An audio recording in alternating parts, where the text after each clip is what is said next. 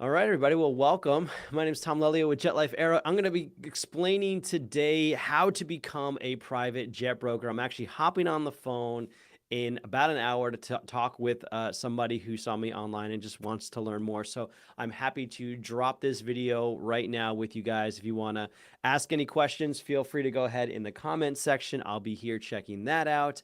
And I'm just going to share my story real quick. I'm going to share my story of how I became a jet broker. What was my sales experience, my experience in aviation? Do you need experience in aviation to make, to make it as a jet broker? What does the first 30 days look like as a jet broker? What does the day-to-day look like as a jet broker? Going to go over all that for you today here on this live stream. So thanks a lot for checking it out. If you want to find out more, go to theultimatejetguide.com. Whether you're a buyer, seller, looking at charter, or maybe you want to invest, theultimatejetguide.com. I'm happy to help you out there. So let's talk about my story real quick. Before I was a jet broker, I was a youth pastor. Believe it or not, for just about a decade, even when I was in college and in high school, I was involved in youth ministry, and that was my passion. I went to school for theology. I have a graduate degree, a master's degree in systematic theology from St. Charles Borromeo Seminary. Crazy, crazy things. And so I was really passionate about youth ministry for a long time. And then finally, my wife and I found ourselves in Florida with 5 children, just trying to make ends meet. And while I loved working for the church and I loved ministry, I just was in a position where I needed to make more money. So we stepped out of the church world into the secular world. I found myself, trying to become a videographer professionally. And while I was pitching my videography services to a business owner, she explained her business, which was a music school locally, and her vision behind encouraging, inspiring, and educating young people in music. And I just fell in love with the vision. And so I said to her, listen, you got to hire me. I want to be your manager. I want to help grow the school. I think what you're doing is really awesome. And that's exactly what happened. So I worked as a manager of a local music school, focusing on marketing and sales. And we grew that school from when we first started. And then we got to the point where I met again with my boss, and I said, listen, I really want to continue to grow. That's part of my personality. I want something bigger, something more. I know you've been talking about franchising. Is that a good fit for me? And after a long conversation, we both agreed it's probably not the right fit. Just wasn't what I was looking for at the time. And so I decided to start looking elsewhere. And so as I'm looking elsewhere, I just came upon an ad on Indeed.com, believe it or not. And so what was interesting about the ad was, I don't even remember if it said sell private jets. I don't remember if it said work with high net worth individuals. I don't remember what it said exactly, but basically I applied. I gave them a call. I said, hey, I'm interested. They called me back. We had a good conversation. And, I was fortunate enough that they decided to take a chance on a youth minister, someone who had no aviation experience. So that's how I got involved in the aviation industry, from youth pastor selling multi-million-dollar jets. Pretty crazy story, as it were. So what was my experience? What experience do you need to be successful as a private jet broker? Well, as you know, I worked as a youth pastor, so I always thought of selling Jesus and marketing Jesus. How do you get someone to come to your event? You can't just throw pizza out there and say, we're going to watch a movie. You got to go meet people. You got to go talk to them. You got to get to know them. So client relationship was really important in youth ministry. I learned a lot about marketing and videography and Photoshop and graphic design, as a youth pastor. And so I brought those skills to the table. And so maybe you're doing something, similar, where you're doing marketing, you're doing sales, you're engaging with people. That's going to only serve you as a private jet broker, because it's very, very important. As long as you're coachable, and able to learn and grow, I think it's going to serve you well. Before a youth pastor, I did work in the restaurant industry. I was a bus boy. I took phone calls and took orders over the phone. I was a delivery driver, so customer service was a big part of my background when I came in to be a jet broker. So that might be part of your background. I also sold knives. Shout out to Vector Marketing, Cutco Knives. I sold knives in high school. That's how I got my very first iPod. I had a goal that I wanted to get an iPod. I had to sell X amount of knives, and I did it. So I had a little bit of direct sales experience through that. As a youth pastor, my wife and I were involved in network marketing. So we found a little bit of success in network marketing. We weren't one of those, millionaires with a huge team or anything like that. We just, sold enough to cover our product and a little extra on top of that. So I did have some sales and marketing experience. I had people experience, right? I mean, that's kind of what it comes down to. This is a people-driven business, relationship-driven business, and that's kind of where my experience was. So you don't need experience now. I will tell you now that I'm a pilot. Now that I have more experience in the industry, it definitely helps. It helps your, I would say, your closing ratio or your effectiveness. To have a background, but don't get bogged down in the details. A lot of pilots, a lot of professional salespeople, they will major on the minors. So the pilots get stuck talking about all the avionics and how awesome the plane is and fuel burn, fuel efficiency, et cetera, et cetera. They forget that the whole point of being a broker is to close the deal, is to bring people together. So you don't have to spend a lot of time on those nitty gritty details. And if you don't know, you just pass somebody along to someone who does know. If you're a broker and someone asks you about maintenance and a specific service bulletin that needs to get done, and you don't know, but no, I don't know, but I'll find the answer. And you find people that you can go to and get those answers. So that's kind of how what role experience is going to play if you're thinking about being a jet broker. Now, as I continue to share with you what the first 30 days look like as a jet broker, what the day-to-day looks like as a jet broker, I want to encourage you to check out the aircraftbroker.com, aircraftbroker.com. Aircraftbrokeracademy.com, aircraftbrokeracademy.com. It's a great, tool. I've partnered with them to show individuals like yourself that are interested in becoming a jet broker, show them the ropes. Like when I went, my first 30 days, basically, I was in my manager's office for 3 days, listening to him on the phone and just kind of sitting there and trying to take notes. I didn't know what I didn't know. And with the Aircraft Broker Academy, we break it down, really, really simply. Like, here's an aircraft. These are the different components of an aircraft. Here's how avionics work. This is what an EFIS is. This is what an ELT is. And I remember calling someone, and he's like, "You sound like you don't know anything. I just got my ELT installed. I bet you don't even know what that is." And I was just like, I didn't know what it was, and I felt like an idiot. And he put me in my place. He hung up. And so, so you can either learn that way, or you can have a tool like aircraftbrokeracademy.com, where Alex, the creator, goes through, all of those specifics of how to put deals together. Here's the different steps and all that kind of stuff. And I come in with the sales training. Here's the questions to ask. Here's how to approach objections, things of that nature. So definitely check that out if you're, kind of interested in what we're talking about here. Now, my first 30 days, as I mentioned, was primarily, learning a little bit about aircraft. We took a field trip to the hangar because we were based on an airport. He showed me a couple of different planes and gave me a little bit of a brief history. And the frustrating part was, like, I didn't know what to ask. I didn't know what to Google. I didn't know how to research more information so I can get that information faster. And that's what I'm trying to do here with the content that I put out at jetlife.com and what we're doing at Aircraft Brokerage Academy. So we just kind of spent 3 days kind of learning a few things, and then onto the phones.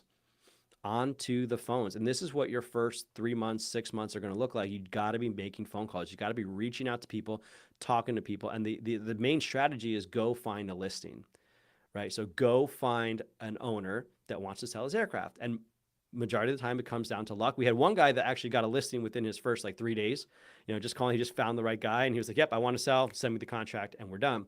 And, for me, it took a little bit more time. It took me 30 to 60 days to get my first listing.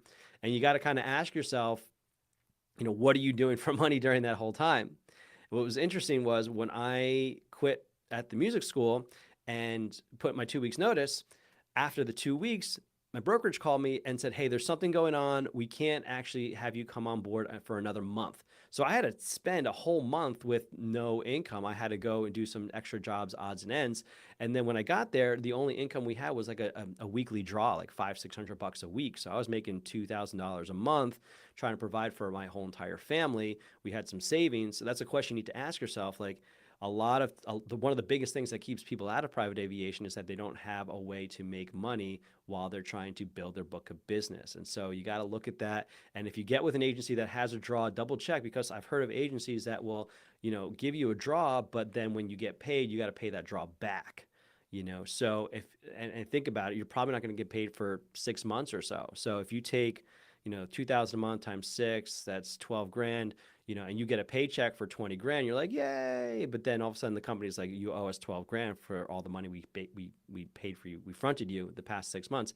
Then you're like, "I made 8 grand. Yay." So, that's kind of something to think about, because it becomes, a commission-based job, for the most part. And that's one of the things I would speak to. A lot of people are concerned about a commission-based job, and they think salary is security. And I just don't feel that way. And I think if you're built similar to me, and the successful jet brokers, I think, are built in this way where you want to be in control of your own destiny, so that if you work really hard, you're going to get a big payoff, versus if you don't do anything, you're not going to get paid. And so with a salary, no matter how hard you work, if you're the person that puts in like 110%, like, you're not going to see any extra rewards. Whereas when you're on commission, you can see more rewards for more effort, for more work, for more success. So that's something to think about. The first 30 days, how are you going to survive, basically? And don't look at it like, oh man, I could never take that chance, because if you don't take that chance, you'll never have that opportunity. So I would encourage you to find a way to make it work. If this is really what you're passionate about and you really want to try it, be ready that you're probably not going to have income for a little while. So the first 30 days, you're looking for listings. You're calling up owners, 100 calls a day. And basically, the math is going to work out where you basically need to do 10,000 phone calls to get a deal. Basically, 10,000 phone calls are going to give you maybe about 100 presentations, 100 times to come to an owner and say, hey, you should use me. Out of that, I'm sorry, 1,000. I'll give you about 1,000, 1,000 presentations. Out of those thousands people, you're trying to get at least 10 of them to hire you. Okay, of those 10 people that are going to hire you, you're going to have 10 listings. Of those 10 listings, maybe only 3 of them are going to go under contract at any given time. Out of those 3 that are under contract, you're only going to have 1 that's actually going to close in a given amount of time. So you got to make 10,000 phone calls. That's going to take you 100 days if you make 100 calls a day every single day for 100 days. Well, what if you don't do 100 calls a day? Or, what if you take weekends off and don't make those calls? Well, it's going to take you longer. So this is just kind of basic math, and it's an estimate. It's like I said, some people get lucky on the first, couple of 100 calls, they get a listing. Some people, it takes them longer. But I really don't think a lot of people, I think the reason why most people fail is because they don't have the right training. And they don't have the right coaching. They're not in the right environment to coach somebody up. Because I was a youth pastor. If I can do this, I think, other people can do this. And that's part of my passion, is sharing with other people. Like, I want to coach you. I want to mentor you. I want to be in the trenches with you to help you find success, because it's transformed my life. I want to see that happen for somebody else.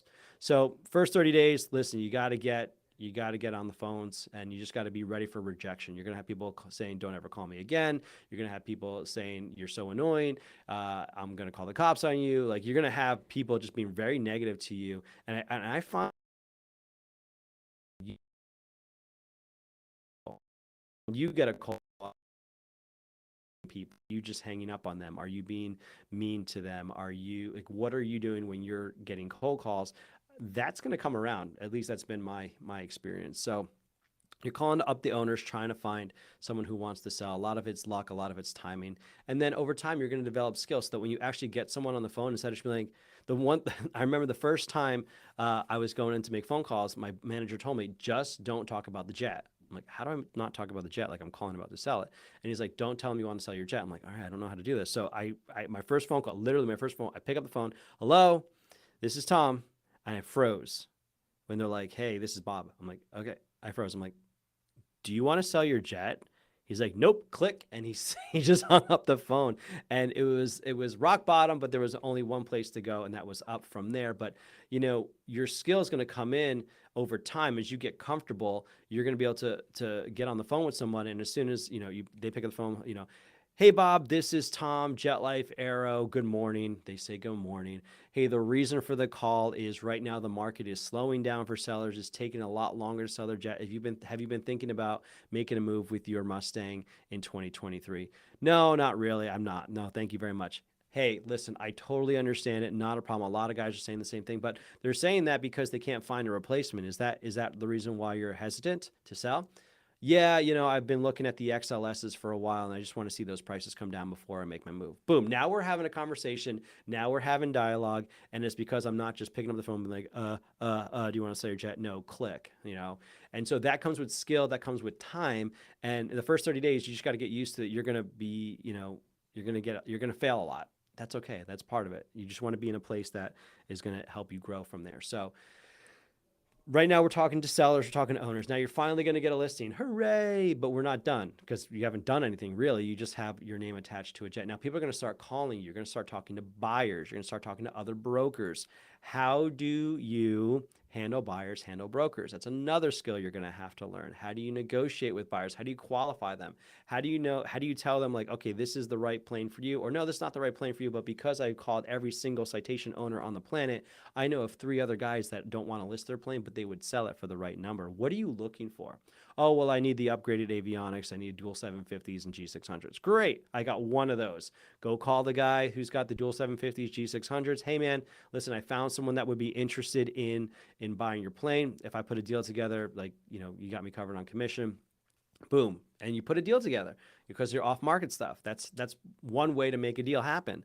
And so you've worked with sellers. Now you're working with buyers. You're getting the commission. You're getting the deal coming together. The deal is coming together, and we still haven't done anything. We still got to negotiate the contracts, get the contracts signed. We got to set up the pre-buy. What are the experience of this pre-buy? What's going to happen at pre-buy? Is there a hole going to get punched in the airplane from a nitrogen canister that punctures a hole, or a jack on the floor that wasn't placed right and it punches a hole? Yes, they've all happened to me. Is the buyer going to hop a fence and I'm going to get a phone call from the FAA that night because they're trying to go see the plane before they had permission to go see it? Yes, it's all happened. It's all going to happen to you. And so how do you handle and navigate through all of those ups and downs when it comes to that stuff? So you have a lot to still get through, and then finally you come to the closing and you get your paycheck. So and then we got to, as a broker, you kind of got to talk to your agency. What's the commission split? Is it 80-20? Is it 70-30, 60-40, 50-50? Does it change, over time? Are there bonuses involved? Every agency is going to be different. Don't just take what the agency you're going to work with for gospel. Like, there's a lot of options out there. Ask them about those options, or at least ask, is there opportunity to change this? Because down the road you might have $100,000 commission, and then you're giving away $60,000 to the company, and you're like, wait a minute, like, why am I giving away so much money? Obviously they have their own overhead, et cetera, and they're providing support, and so they deserve to make some money.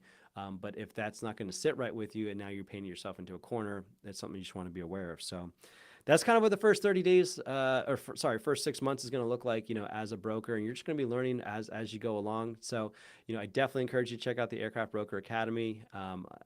There's an affiliate link in the comments below. Now, the day-to-day, it starts to open up. It starts to get fun. Once you have your book of business, you can kind of, set your own schedule. You can set your own, budget, what you're looking to do. If you want to keep growing, if you want to create content like this, that's kind of what I do on a daily basis. Now I'm in a position where I want to create content. I want to find buyers. I want to encourage brokers. I want to assist buyers in acquisitions and not just list and sell. So there's a lot of things you can do once you're on the path of finding success in the industry. It's definitely an industry I highly recommend for some people that are really driven, that want to find success, that want to change their lives, change the lives of others. It really is fantastic. So thanks so much for checking out this live stream. I really do appreciate it. And if you have more questions, you can go to theultimatejetguide.com or aircraftbrokeracademy.com. There's links to both in the comments below.